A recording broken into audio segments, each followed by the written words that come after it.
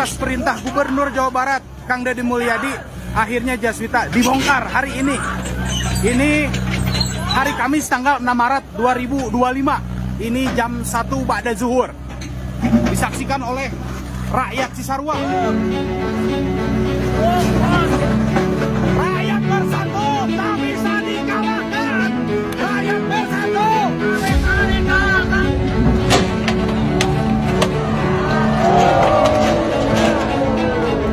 Betul, bekuan lagi retik, awadulan.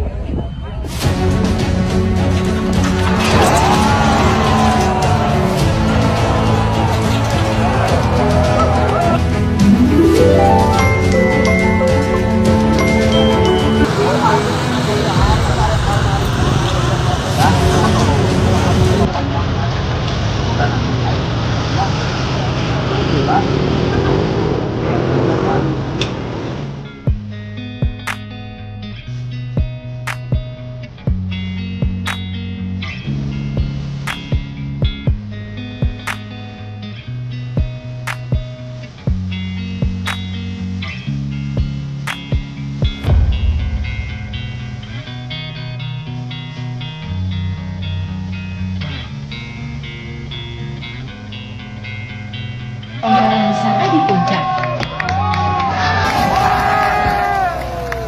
Terkait kegiatan hari ini saya tuh merasa kaget karena kemarin sore sekitar jam 4 atau jam 5 saya kumpul dengan ketua DPD dan rekan-rekan DPD bahwa hari ini katanya pagi ini akan ada eksekusi, padahal pemberitahuannya belum. Seharusnya ini dijalankan sesuai dengan SOP. Teguran pertama, kedua, ketiga, sosialisasi dulu. Jangan seperti ini. Ya ini negara, bukan negara jajahan, kita udah merdeka. Artinya SOP dijalankan dulu sesuai dengan prosedurnya. Yang dulu dijalankan itu masyarakat saya. Saya bukan tidak mendukung pembangunan daerah, bukan. Saya mendukung, tapi caranya yang salah. Kayak zaman penjajah ini. Terus warga masih bertahan atau gimana Pak dengan warga masih bertahan, belum ada pembenahan alat rumah tangganya masih di dalam. Kayak itu masak berasa. Ini apa ya? Bikin rame-rame di sini. Ya kalau bikin rame ya buat apaan? Bikin keruan ya. Cuma Pak Deddy itu, Pak Gubernur itu menjalankan pemerintahan yang otoriter. Mentang-mentang dia gubernur tidak melihat keadaan, paling tidak dia berbuat dulu sesuai dengan SOP. SOP jalankan. Teguran pertama, kedua, dan ketiga, sosialisasi kepada masyarakat itu jalankan dulu. Saya dukung pembangunan daerah, saya dukung. Enggak. Saya bongkar yang kosong dulu, Pak. Yang kosong yang tidak berpenghuni. Pak, gimana? Pak, saya sebagai yang punya warung nih, Pak. Oke, saya nanya Bapak punya izin dari mana bangun warung? Saya memang tidak punya izin, Pak. Oke. Saya dari masih kecil diberanakan orang tua saya sudah punya warung di situ, Pak. Iya, enggak. Bapak punya sertifikat? Tidak, Pak. Ya udah. Saya ngaku saya salah, Pak. Udah ini bangunan kosong saya bongkar. paling cuma gini, Pak. Nah, Saya kan habis banjiran. Iya. Pak ya. Habis kerugian, Pak. Nah. Ini mau jelang lebaran. Alangkah baiknya yang ada masih materialnya Enggak. saya fungsikan sebagai warung lagi, Pak. Pak lama, Pak. Ini kita ngejar waktu, Pak. Yang banjir tuh warga. Saya ini mau bantu. Saya juga kebanjiran, Pak. Iya, saya mau bantu menyelesaikan. Saya bongkar sendiri. Pak lama, Pak. Tambah masalah menurut Kan saya. yang masalah- Karena barang-barang yang bisa dipakai akan dipakai Bu, lagi. Pak, Bapak udah sekarang- deh. Bapak Gini, saya hitung, saya bayar.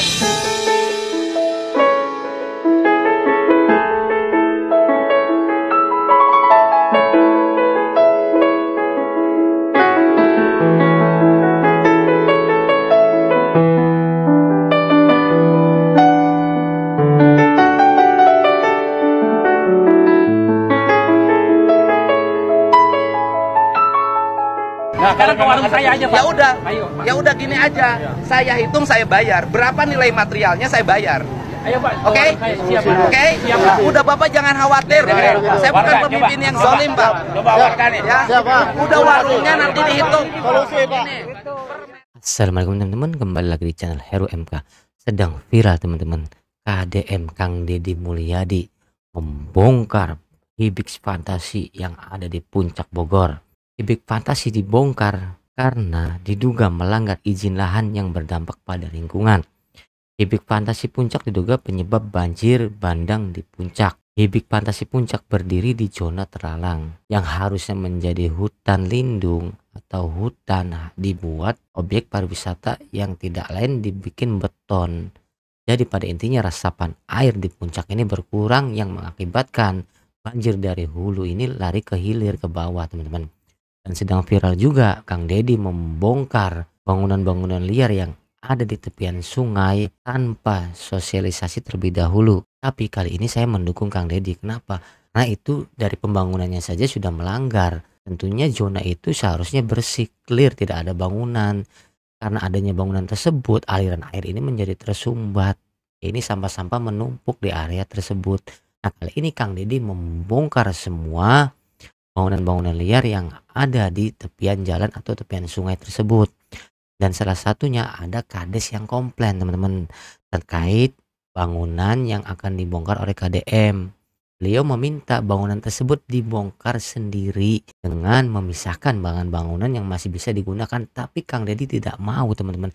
Karena di Indonesia ini kalau dinanti-nanti itu hilang. Dan Kang Deddy ini pengennya sat gitu loh, teman-teman. Sampai Kang Deddy menanggung, akan bertanggung jawab atas kerugian bangunan yang akan dibongkarnya, teman-teman. Teman-teman gak usah berlama-lama, kita langsung saja lihat komentar dari netizen terkait tindakan tegas yang dilakukan oleh KDM tersebut, teman-teman. Ternyata KDM TA, Deddy Mulyadi TA, Gubernur TA yang kemarin dengan gagah menggusur bangunan milik Jaswita, milik Pemprov sendiri, sekarang harus mengganti rugi 40 miliar dan dia sudah sepakati. 40 miliar bukan uang kecil. Ini apa-apaan? Hah? Daripada menggusur milik sendiri dan mengganti rugi ke orang lain, itu kebodohan yang luar biasa. Lebih baik kamu berenang aja di mana-mana tuh, ya. Di Bale Endah banjir, ya. Itu di Dayakolot banjir, di Garut banjir, di Sukabumi banjir. Berenang itu di mana-mana, nggak ngabisin duit, ya. Silakan aja berenang lah, nggak usah kerja. Liar, kasihan rakyat. Ini lihat nih, dengerin ya. Emang 40M itu nominal yang sangat besar, teman-teman. Tapi untuk menyelamatkan alam tidak apa-apanya nominal tersebut, teman-teman. Kang Deddy ini mencoba untuk menyelamatkan dari hulu ke hilir. Ya, ini penyebab banjir ini apa? Ya ini resapannya ini mulai berkurang di puncak ini. Apalagi dengan adanya bangunan-bangunan beton tersebut. Apalagi bangunan tersebut menyalahi aturan tata lingkungan. Maksud Kang Deddy ini bagus untuk menyelamatkan aliran atau resapan yang ada di hulu gitu loh, teman-teman. Biar yang di bawah-bawah ini tidak terkena dampaknya. Bangunan milik Jaswita, milik Pemprov sendiri, sekarang izin setir videonya, Bang. Saya heran kepada ini orang ya. Sepertinya kok ada urusan apa gitu. Urusan pribadi apa dengan Bapak KDM, dengan Bapak Aing, Gubernur Aing. Tolong loh Pak, kita dukung programnya. Kalau mau nyolot mah, mau nyewot mah, kesono. Tuh, kasus minyak kita tuh yang masih basah nih. Yang manipulasi takaran. Itu yang dihujat mah seperti itu. Bapak KDM itu lagi bekerja untuk mensejahterakan masyarakat, menata lingkungan yang udah amburadul, yang udah diobok-obok sama pengusaha, sama development. Di hulu menjadi dunia fantasi, hiburan, rekreasi, yang harusnya menjadi hutan yang rindang, yang rimbun, malah menjadi hutan beton. Ya bagaimana dengan air, mau meresap kemana air? Tolonglah Pak, kita dukung program-programnya Pak KDM ya. Tolonglah Pak, kita dukung. Ya kalau bikin rame ya buat apaan? Bikin keruan ya. Cuma Pak Deddy itu, Pak Gubernur itu menjalankan pemerintahan yang otoriter. Mentang-mentang dia gubernur tidak melihat keadaan, paling tidak dia berbuat dulu sesuai dengan SOP. Kita ini Pak,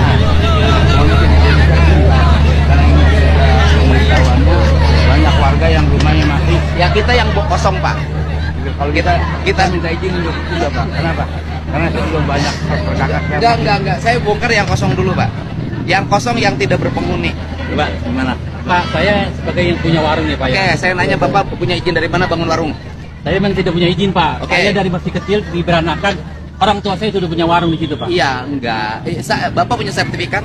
Tidak Pak. Ya udah. Saya ngaku saya salah Pak. Udah ini bangunan kosong saya bongkar. Cuma gini Pak. Nah, Saya kan habis banjiran. Iya. Pak ya. Habis kerugian Pak.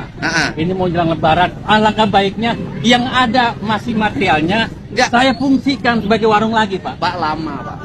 Ini kita ini ngejar waktu Pak. Yang banjir tuh warga. Saya ini mau bantu. Saya juga kebanjiran Pak. Iya, saya mau bantu menyelesaikan. Saya bongkar sendiri. Pak lama Pak. Tambah masalah menurut kan saya. yang Karena barang-barang yang bisa dipakai akan dipakai lagi. Bapak sekarang gini, saya hitung saya bayar. Sekarang ke warung saya aja Pak. Ya udah gini aja. Saya hitung saya bayar. Berapa nilai materialnya saya bayar. Ayo Pak. Oke? Udah Bapak jangan khawatir. Saya bukan pemimpin yang zalim Pak. Ya. Udah warungnya nanti dihitung. Ini per meter berapa bataknya, berapa semennya saya hitung saya bayar. Ya. Oke? Ya udah. Oke ya.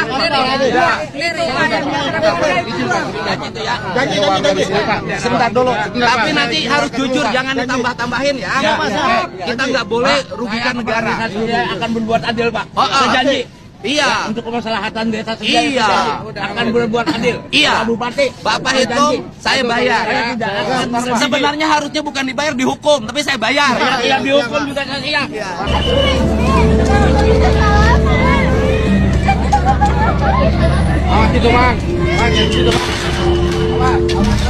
Bahaya ini. Benarkah Kang Deddy Mulyadi berbahaya? Jujur saja, saya mulai merasa ragu dengan sosok Kang Deddy Mulyadi. Bukan karena saya tidak mengakui kemampuannya, tetapi karena saya mulai melihat bahwa kebijakannya bisa sangat membahayakan. Ya, membahayakan untuk siapa sih? Bukan membahayakan rakyat kecil, bukan pula membahayakan pembangunan daerah, tetapi membahayakan mereka yang selama ini nyaman hidup dalam sistem yang bobrok. Ketika banyak pemimpin memilih bermain aman, Kang Deddy justru berani menerobos batas-batas ketidaknyamanan. Ketika yang lain hanya bicara konsep, Kang Deddy langsung mengeksekusi. Sementara sebagian pejabat sibuk mencari cara mempertahankan kekuasaan, Kang Deddy justru membongkar kebobrokan sistem dan mengajak masyarakat untuk melihat langsung apa yang selama ini tersembunyi. Bukankah ini sangat beresiko? Bukankah ini akan membuat mereka yang selama ini menikmati celah kelemahan sistem pemerintahan merasa terancam? Kang Deddy Mulyadi ini pencitraan ya? Itu kayak apa?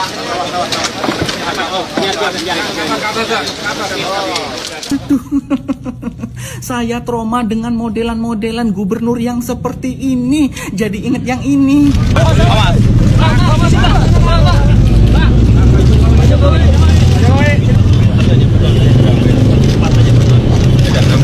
Sama kan?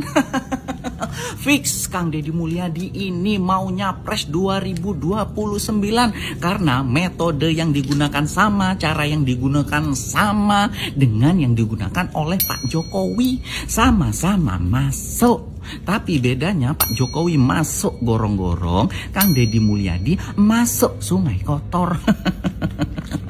Sudahlah, bisa ditebak kemana arahnya. Sekarang Kang Deddy lagi fase mencitrakan diri, membuat nama yang bagus, ya kan? Karena mumpung jadi gubernur. Soalnya langkah untuk menjadi capres itu gubernur dulu kebanyakan. Kalau Pak Jokowi sih sukses, ya kan? Kalau Kang Deddy ini nggak tahu ya ke depan sukses apa enggak. Apa seperti Pak Ganjar gagal? Karena Pak Ganjar juga melakukan hal yang sama loh. Pak Ganjar bikin YouTube, subscribe-nya jutaan, bikin TikTok, followersnya jutaan. Instagram followersnya juga jutaan, pencitraannya merakyat, dekat dengan rakyat, peduli, wong cilik segala macam lah. Kalau Kang Deddy ini gimana ya kira-kira ya? Akan dipilih oleh rakyat seperti Pak Jokowi, apa gagal seperti Pak Ganjar ya? Ada banyak pro kontra yang setiap kali saya membaca komentar di video-videonya Kang Deddy Mulyadi yang di-share baik itu melalui YouTube, Instagram, ataupun TikTok. Video terutama di mana Pak Deddy Mulyadi sedang melakukan bersih-bersih sampah di Sungai Citarum yang menjadi urat nadi peradaban Sunda, dan ini banyak mendapatkan respon dan perhatian publik. Saya kira sudah banyak penelitian yang membahas mengenai bagaimana politik pencitraannya Pak Deddy Mulyadi, mulai dari skripsi, tesis, disertasi, dan juga jurnal-jurnal. Simbol politik yang digunakan Pak Deddy Mulyadi dengan menggunakan identitas Sunda, sehingga model komunikasi politiknya itu adalah dengan mengkonstruksi budaya kesundaan yang itu bisa menjadi pembeda atau ada diferensiasi dengan tokoh-tokoh Sunda yang lainnya sehingga terlihat lebih menonjol.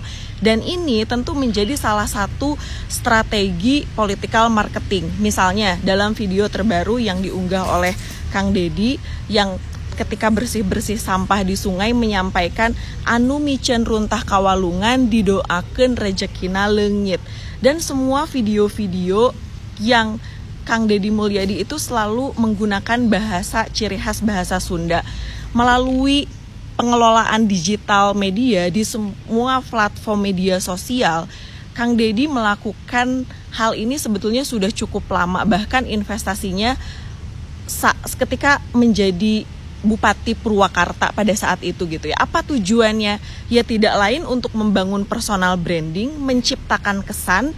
Kalau dalam impression management teori itu kan tujuannya untuk mengubah dan mempengaruhi persepsi publik, persepsi orang yang ingin dipandang positif. Misalnya, Pak Deddy Mulyadi ini ingin dianggap sebagai pemimpin yang peduli rakyat, dan dalam strategi impression management itu masuk dalam self promotion, yaitu untuk pencitraan.